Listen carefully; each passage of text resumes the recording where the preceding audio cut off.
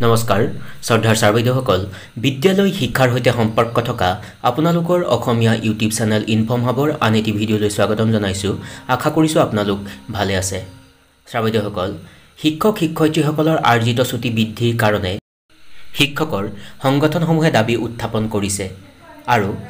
বৰ্তমান আমাৰ যি গ্ৰীষ্মবন্ধ সেই গ্ৰীষ্মবন্ধ সমাগত আহি আছে আৰু সেই গ্ৰীষ্মবন্ধত প্ৰতি বছৰে বিভিন্ন ধৰণৰ এক্টিভিটি কৰিবলৈ দিয়া হয় ছাত্ৰ ছাত্ৰীসকলৰ সহবিদ্যায়তনিক লগতে শৈক্ষিক দিশৰ উত্তৰণৰ কাৰণে আৰু সেই সম্পৰ্কে আজিৰ এই ভিডিঅ'টি উপস্থাপন কৰিবলৈ লৈছোঁ ছাৰবাইদেউসকল এটা অতি গুৰুত্বপূৰ্ণ বিষয় আৰু সেই কাৰণে উপস্থাপন কৰিবলৈ চেষ্টা কৰিলোঁ আৰু এখন নিৰ্দিষ্ট বাতৰি কাকতত এটা নিৰ্দিষ্ট বাতৰি পৰিৱেশন কৰোৱা হৈছিল শিক্ষক শিক্ষয়িত্ৰীসকলৰ আৰ্জিত ছুটি লগতে গ্ৰীষ্মবন্ধত চৰকাৰী কৰ্মৰ পৰা বিৰত থাকিব শিক্ষক শিক্ষয়িত্ৰীসকল আৰু ছাৰবাইদেউসকল এইটোৱে আছিল সেই বাতৰি কাকতখনত পৰিৱেশন কৰাৰ খবৰ আৰু এই অংশখিনিত উল্লেখ কৰি লিখিছিল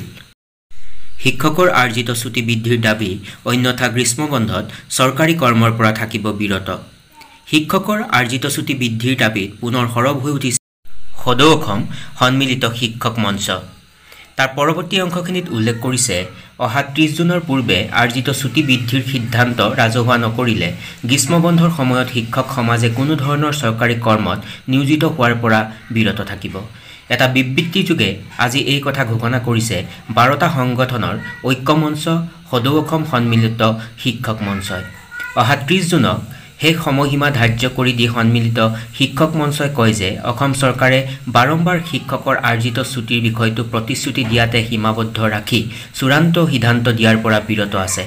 ৰাজ্যৰ অন্যান্য কৰ্মচাৰীয়ে উপভোগ কৰাৰ দৰে শিক্ষকৰ আৰ্জিত ছুটি 10 দিনৰ পৰা 30 দিনলৈ বৃদ্ধিৰ দাবী শিক্ষক সমাজে উত্থাপন কৰি আহিছে যদিও চৰকাৰে বিষয়টোত গুৰুত্ব আৰোপ নকৰাৰ অভিযোগ উত্থাপন কৰিছে সেয়ে অহা 24 মেত অনুষ্ঠিত শিক্ষক মঞ্চৰ কাৰ্যনিৰ্বাহক সভাত এই সন্দৰ্ভত গ্ৰহণ কৰা হয় সিদ্ধান্ত আৰু সেই সিদ্ধান্তৰ ভিত্তিতে আজি সংগঠনটোৱে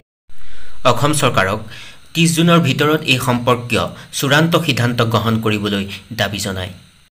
ছাৰবাইদেউসকল এনেকৈয়ে সেই নিৰ্দিষ্ট বাতৰি কাকতখনত এই বাতৰিটো পৰিৱেশন কৰোৱা হৈছিল দুটা কথাই আছিল প্ৰথম কথাটো হৈছে আৰ্জিত ছুটি বৃদ্ধি শিক্ষক শিক্ষয়িত্ৰীসকলৰ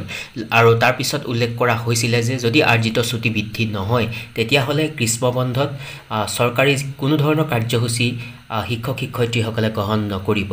গতিকে বিষয়টো অতি গুৰুত্বপূৰ্ণ সেই উদ্দেশ্য আগত ৰাখি উপস্থাপন কৰিবলৈ চেষ্টা কৰিলোঁ আৰু এইখিনিতে উল্লেখ কৰিব খুজিম যে এই ভিডিঅ'টি উপস্থাপন কৰাৰ উদ্দেশ্য আন বেলেগ নহয় বাতৰিটোত থকা কথাখিনিহে সকলোৰে জ্ঞাতাৰ্থে উপস্থাপন কৰিবলৈ চেষ্টা কৰিলোঁ বা অৱগত কৰোৱাৰ কাৰণে উপস্থাপন কৰিছোঁ আশা কৰিছোঁ আজিৰ এই আলোচ্য শিতানে আপোনালোকক উপকৃত কৰিব বিদ্যালয় শিক্ষাৰ সৈতে সম্পৰ্ক থকা আন এটি বিষয়বস্তু লৈ মই পুনৰবাৰ আপোনালোকৰ কাষলৈকে আহিম চাই থাকিব ইনফৰ্ম হাব সকলো ভালে থাকক নমস্কাৰ টেক কেয়াৰ